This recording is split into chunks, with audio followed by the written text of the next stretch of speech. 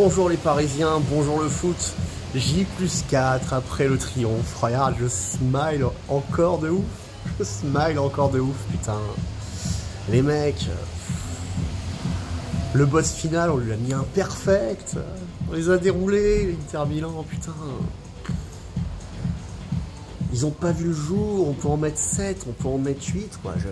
J'ai re-regardé le match 10 fois, les buts, les comments, les débriefs dans tous les sens comme toi. Putain.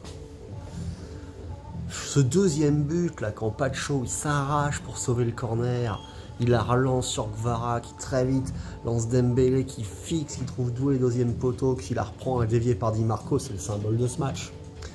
C'est le symbole de ce match. Un Inter qui essaye, un Paris Saint-Germain qui brise tous ses espoirs derrière, à l'image de ce Pacho qui vient sauver même pas, t'auras pas le corner, mec, t'auras même pas un corner, je la récupère, je relance, et derrière on marque. Et derrière on sort vite, et on maîtrise, avec Dembélé qui voit que Doué est seul, Doué qui contrôle parfaitement, qui la reprend superbe, et dévié par Di Marco, parce que c'était pas votre soir du tout l'Inter, j'ai mis ma petite chemise bleue et noire. En hommage, c'était pas votre soir du tout. Et nous, c'était les nôtres. Nous c'était incroyable. Nous, c'était incroyable. C'était un match de Ligue 1, on peut en mettre 7 ou 8. On a plus souffert contre tellement d'équipes cette année. Non, c'était extraordinaire ce qui s'est passé. Je suis encore sous le choc, quoi.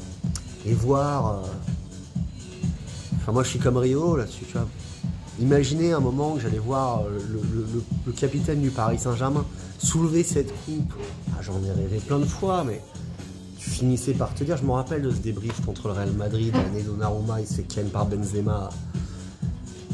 Je me dis, mais putain, on la gagnera jamais, quoi. On la gagnera jamais parce que t'avais l'impression que même quand t'étais meilleur cette année-là, il se passait quand même un craquage, un truc. T'étais pas solide à tellement de niveaux, quoi. Et c'est vrai que Luis Enrique, il a su imposer sa politique de jeunes joueurs, avec Luis Campos qui du coup, on comprenait pas ce qu'il faisait avant, parce qu'avant il avait travaillé extrêmement bien à Monaco ou à Lille, mais à Paris il avait travaillé pour Galtier. Alors fondamental c'est Galtier la première année, mais t'as encore Messi, Neymar, Mbappé, c'était compliqué, tu vois, et Ekitike aujourd'hui il vaut 100 millions, pareil. Je comprends pas, parce que moi je l'ai vu jouer au PSG, les 100 millions on les vaut jamais, c'est Kolo Muani le mec. Mais bon, Francfort se touche. Alors qu'ils nous ont vendu Pacho que 40. Mais quelle bonne affaire, Pacho 40. C'est sans doute pour nous remercier des colos à 90, parce que ça c'était incroyable. Ça c'était incroyable. Et voir ce PSG gagner enfin cette Ligue des Champions, deuxième Coupe d'Europe, parce que moi, 96, j'étais petit, je la regardais en direct, mais j'avais 15 ans, quoi, tu vois, donc... T'étais dans l'époque, moi j'ai grandi 12, 13, 14 ans, on était super forts, tu vois, donc tu croyais que ça allait, puis derrière, c'est tombé. Mais à l'époque, on était un club fragile, on était tenu par un actionnaire, le camp des loges, pour ceux qui y allaient dans les années 90. Putain, mais c'était un terrain d'entraînement en Alger-Côte. Même en National 2, il y a des clubs, ils ont mieux que ça aujourd'hui, ça a toujours été un truc pourri. Moi, j'y allais parfois avec mon rouge quand je jouais là-bas. Quand j'étais petit, aller jouer au camp des loges contre les équipes de jeunes du PSG, et tu voyais le terrain pro, il était ridicule. Il y avait un terrain avec du grillage autour, il y avait peut-être 2 terrains dedans, et c'était tout, quoi. C'était ridicule.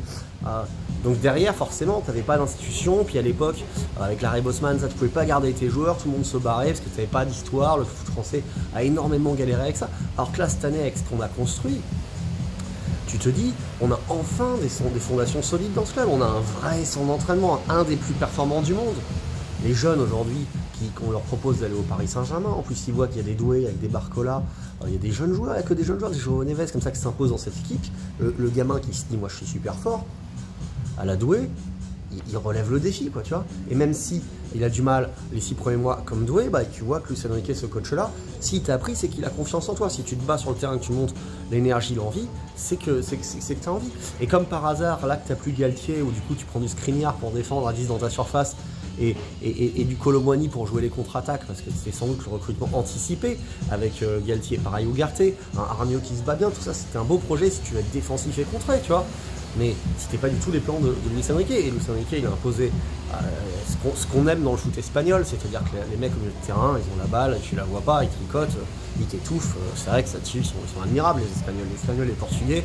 Au milieu de terrain, ils ont une maîtrise que nous, les Français, on n'a pas. On a une puissance, on ressort vite, on rejaillit vite, tout ça, on est très dur à bouger, mais on n'a pas cette maîtrise.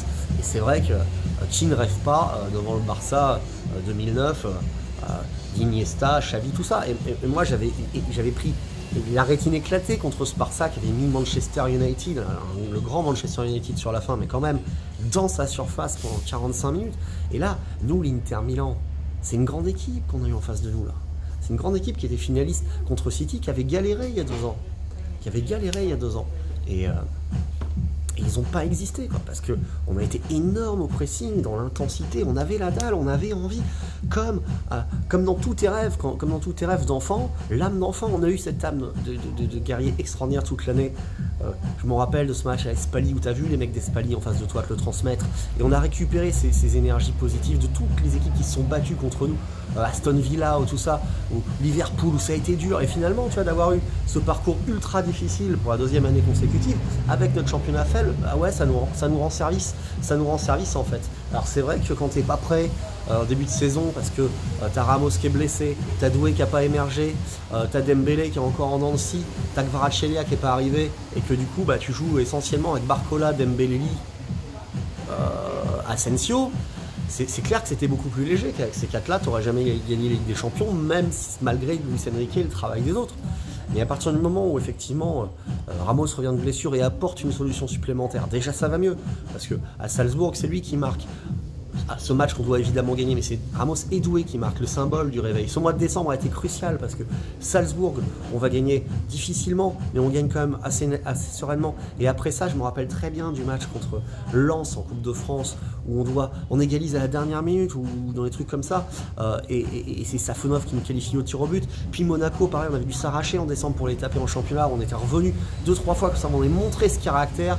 Il nous a plus jamais lâché derrière, et en Coupe de France et contre Manchester City, parce que le vrai tournant de la saison, c'est le moment où tu es à 2-0, la tête dans tes chiottes, en train de pleurer, te dire on n'y arrivera jamais, et que là, revêtu du maillot ailé des anges, revêtu de l'armure de Pégase, Barcola te met ce petit pont à cette chevauchée fantastique qui s'emporterait pour Dembélé, qui devient enfin le joueur important, serein, décisif et extrêmement motivé, qui est devenu sur cette 2e partie de saison.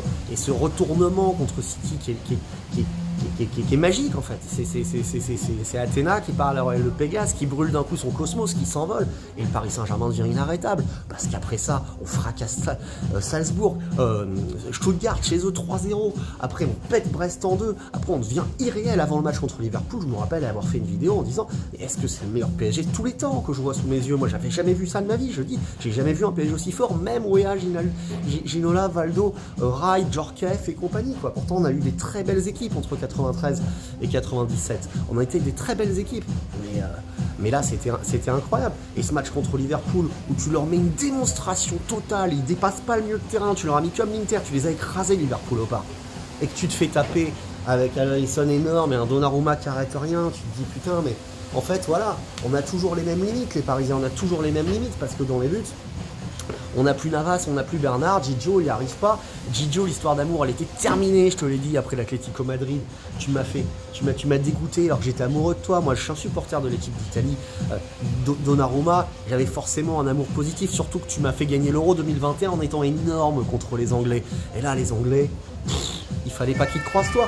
Ça aurait été des Espagnols, des Portugais, peut-être que t'aurais été nul, mais les Anglais, je sais pas, 4 ans après, c'est pareil, ça t'a fait revêtir ton armure d'or de gardien infranchissable, parce que Liverpool, le match retour, tu les as écœurés jusqu'au tir au but, et après Aston Villa, quand ils te mettent le bouillon au match retour et qu'on est à 2 doigts d'exploser, comme ça nous arrivait tant de fois par le passé, bah tu fais Crystal Wall, ça passe pas mon pote, il n'y a pas un ballon qui passe. Et derrière, Arsenal, pareil, Arsenal, quand on les a surpris chez eux, ils nous mettent un bouillon chez nous au parc pendant 10-15 minutes, tu fais des arrêts énormes, mec, incroyables, les arrêts que tu voyais faire avant à Neuer, à Courtois, à Buffon, au gardien qui gagnait la Ligue des Champions avec leur équipe, que tu avais vu faire nous chez nous, que par Navas et Lama. Et là Gigio, tu as retrouvé ce niveau-là, et c'est pour ça qu'on est champion d'Europe, mon bonhomme. C'est pour ça, Luis Enrique tout seul, il n'aurait rien pu faire malgré tout le recrutement intelligent, malgré le bon travail de Campos, malgré son management qui a réussi à faire instaurer cette rotation, à montrer à tout le monde que tout le monde pouvait être concentré, tout le monde pouvait avoir sa chance. y compris Safonov, parce que quand Donnarumma t'as pas été bon, il t'a mis sur le banc. Quand Dembélé, tu t'es pris pour une star, il t'a mis sur le banc. Voilà. Et Doué, il faudra faire sans doute beaucoup de choses avec toi l'année prochaine, parce que t'as tellement tout d'une star, mon bonhomme. Le mec, il a 20 ans, il est beau, il est gaulé comme un enculé, mais 2 buts, une passe signée en finale avec des champions. Je peux te dire que les sponsors et les putes en boîte de nuit, ça va venir sucer. Donc la presse, là, le dieu du foot français, enfin tu vois, on va en entendre. Il va falloir être très fort, il va falloir te manager toi l'année prochaine. Ça va pas être si évident que ça, quoi.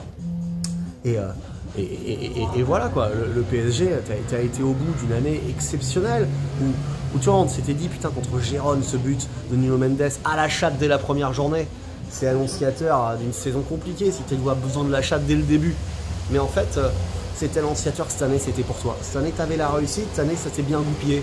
Et c'est vrai qu'à partir du moment où devant t'as Kvara, Barcola, Dembélé, et Doué qui a atteint son niveau, plus Ramos s'il y a besoin, bah d'un coup t'as plus la même attaque. Et à partir de là, bah, ça donne confiance à tout le monde. Parce que quand t'as retrouvé une muraille dans les buts, que Pacho, c'est un gars sûr, il prend jamais un carton jaune, il fait jamais une faute, c'est un Strum, le mec, c'est un Strum, personne le connaissait, putain. C'est pour ça qu'on avait recruté Campos, pour aller nous chercher des Pacho, des João Neves, comme il avait été cherché des Bernardo Silva, des Fabinho, des Leao, des Osimhen. Voilà, il était connu pour ça, ce mec-là était très fort pour ça partout. Et chez nous, il n'y arrivait pas. Parce qu'on lui avait donné des consignes de merde. On lui avait dit, fais-nous une équipe béton de merde, Galtier, avec Carnet là-dessus. T'as pris des notes de ce qu'il a fait, Luis Enrique? Pressing, agression, comme ça, c'est ça qu'on voulait voir. Alors ouais, t'étais pas aidé par Messi, Neymar, Mbappé. Mais l'Arabie Saoudite, tiens, j'y pense, mais l'Arabie Saoudite, merci. Merci, parce que sans toi qui viens nous racheter Neymar, il est encore sous contrat jusqu'en 2027. Il est à l'infirmerie avec tous ses gâteaux et ses chips en train de jouer au poker en ligne. Et pendant ce temps, on n'aurait pu recruter personne parce que tu n'aurais pas pu prendre le Kvara, tu n'aurais pas pu prendre les João Neves. On était déjà saturés comme ça et on était niqués. Voilà. Et l'Arabie Saoudite, comme le Qatar, les Arabes, vous avez sauvé Paris, vous avez sauvé le Paris Saint-Germain. Merci à vous, quel kiff.